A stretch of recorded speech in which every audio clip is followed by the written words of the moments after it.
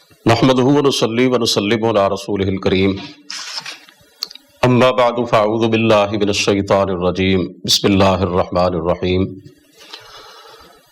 يا ايها الذين آمنوا كتب عليكم الصيام كما كتب على الذين من قبلكم لعلكم تتقون۔ محترم خواتین و حضرات، آج بحمد اللہ تعالی یکم رمضان المبارک ہے اور ہمارا آج کا موضوع ہے روزے کی فضیلت اور اہمیت۔ رمضان کا مبارک اور مقدس مہینہ اپنی تمام تر رحمت اور برکتوں سمیت ہم پہ سایہ فگن ہو چکا ہے۔ یہ مہینہ مومنوں کے دلوں کے لیے وہی حیثیت رکھتا ہے جو فصلوں کے لیے موسم بہار کی ہوتی ہے، اور یہ مہینہ در حقیقت ہماری بخشش اور نجات کا پیغام لے کر آتا ہے۔ سرکار دو عالم صلی اللہ علیہ وسلم نے فرمایا، من صام رمضان ایمانا و احتسابا غفر له ما تقدم من ذنبه، جو رمضان کے روزے رکھتا ہے ایمان اور ثواب کی نیت سے، اس کی سابقہ زندگی کے گناہوں کو معاف کر دیا جاتا ہے۔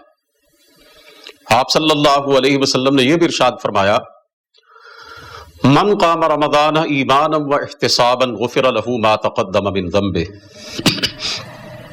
جو شخص ایمان اور ثواب کی نیت سے اس کی راتوں میں قیام کرتا ہے، اس کی پچھلی زندگی کے گناہوں کو معاف کر دیا جاتا ہے۔ آپ صلی اللہ علیہ وسلم نے اس مہینے میں آنے والی مبارک رات لیلۃ القدر کے بارے میں ارشاد فرمایا، من قام لیلۃ القدر ایمانا و احتسابا غفر له ما تقدم من ذنبه، جو شخص ایمان اور ثواب کی نیت کے ساتھ لیلۃ القدر کا قیام کرتا ہے، اس کی بھی پچھلی زندگی کے سارے گناہوں کو معاف کر دیا جاتا ہے۔ اس حوالے سے حدیث پاک میں ایک بڑا عجیب و غریب واقعہ آتا ہے۔ حضرت طلحہ رضی اللہ تعالیٰ عنہ روایت کرتے ہیں کہ دور دراز سے دو آدمی آئے، انہوں نے اکٹھے اسلام قبول کیا۔ ان میں سے ایک شخص زیادہ محنتی تھا، اس نے جہاد میں حصہ لیا اور مرتبہ شہادت پر فائز ہو گیا، جبکہ دوسرا 1 سال کے بعد اپنی وفات سے ہمکنار ہوا۔ حضرت طلحہ رضی اللہ تعالیٰ عنہ نے ان دونوں کو خواب میں دیکھا کہ وہ جنت کے دروازے پر کھڑے ہیں، ایک آدمی باہر آتا ہے اور جو آدمی 1 سال کے بعد فوت ہوا تھا اسے پہلے جنت میں لے کے چلا جاتا ہے، جبکہ جو شخص شہید ہوا تھا اسے بعد میں جنت میں لے کے جاتا ہے۔ پھر وہ شخص حضرت طلحہ رضی اللہ تعالیٰ عنہ سے کہتا ہے کہ تم واپس چلے جاؤ، ابھی تمہارا وقت نہیں آیا۔ صبح حضرت طلحہ رضی اللہ تعالیٰ عنہ نے یہ خواب اپنے ساتھیوں کو سنایا، سب نے اس پر تعجب کیا۔ سرکار دو عالم صلی اللہ علیہ وسلم کی خدمت پہ پہنچے، یہ خواب آپ صلی اللہ علیہ وسلم کو سنایا تو آپ صلی اللہ علیہ وسلم نے پوچھا کہ تمہیں کس بات پر تعجب ہوتا ہے؟ صحابہ کرام نے عرض کیا، اے اللہ کے رسول، ایک شخص شہید ہوا، وہ جنت میں بعد میں گیا، اور دوسرے شخص کا 1 سال بعد انتقال ہوا اور وہ جنت میں پہلے چلا گیا، ہمیں اس بات پہ حیرت ہو رہی ہے۔ تو رسول مقبول صلی اللہ علیہ وسلم نے فرمایا کہ کیا پہلے جنت میں جانے والا شخص 1 سال تک زندہ نہیں رہا؟ عرض کیا، اللہ کے رسول ایسا ہی ہے۔ پھر آپ نے فرمایا، وَأَدْرَكَ رَمَضَانَ فَصَامَ، اس نے رمضان کا مہینہ بھی پایا، اس کے روزے رکھے، وَصَلَّى كَذَا وَكَذَا مِن سَجْدَةٍ فِي السَّنَةِ، اور اس نے اتنی نمازیں پڑھی، سجدے کیے 1 سال کے اندر۔ صحابہ کرام نے عرض کیا، اللہ کے رسول یہ تو حقیقت ہے۔ تو آپ نے فرمایا یہی وجہ ہے کہ ان دونوں کے درجوں میں زمین و آسمان سے بھی زیادہ کا فرق ہے۔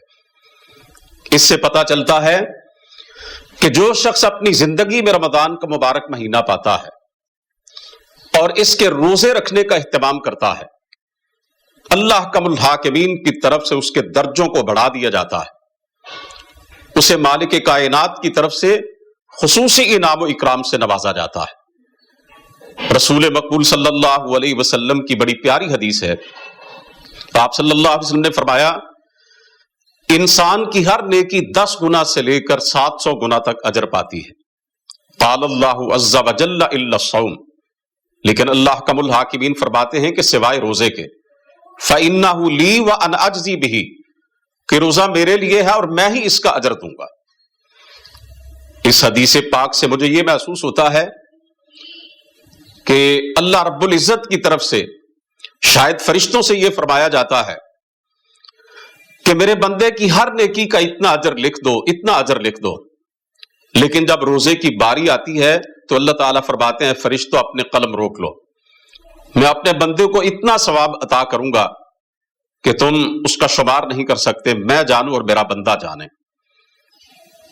اس کی وجہ غالباً یہ ہے کہ انسان جو بھی نیکی کا کام کرتا ہے کوئی نہ کوئی اسے دیکھتا ہے.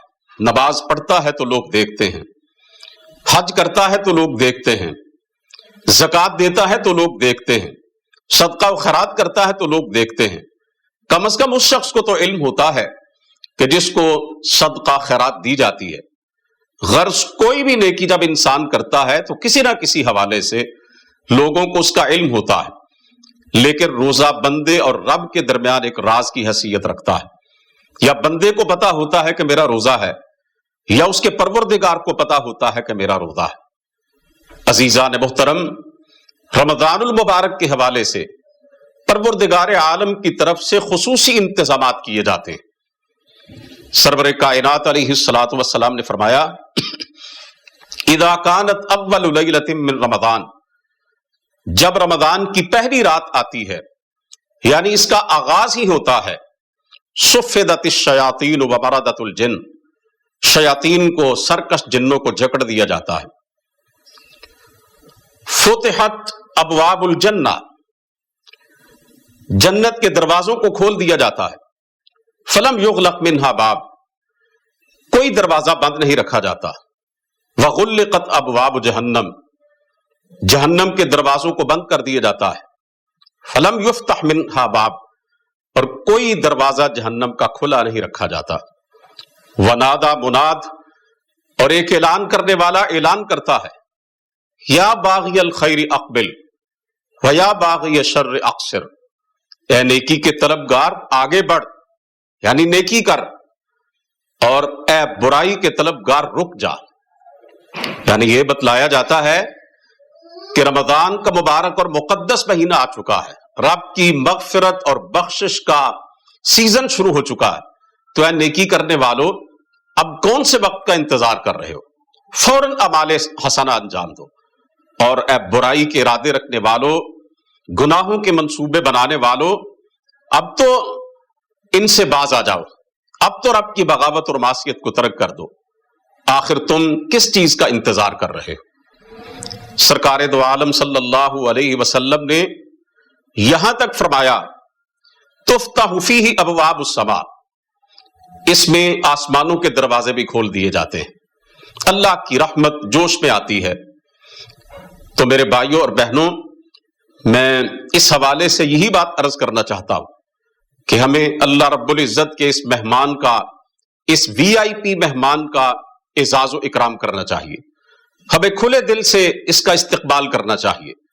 ہمیں عزم مصمم کرنا چاہیے کہ ہم اس کے دنوں کے روزے رکھیں گے، اس کی راتوں میں قیام کریں گے، اس کے تمام تر آداب کا خیال رکھیں گے، اور اپنے آپ کو اس مہینے میں اس قابل بنائیں گے کہ ہم اللہ رب العزت کی رضا اور خوشنودی کی سند حاصل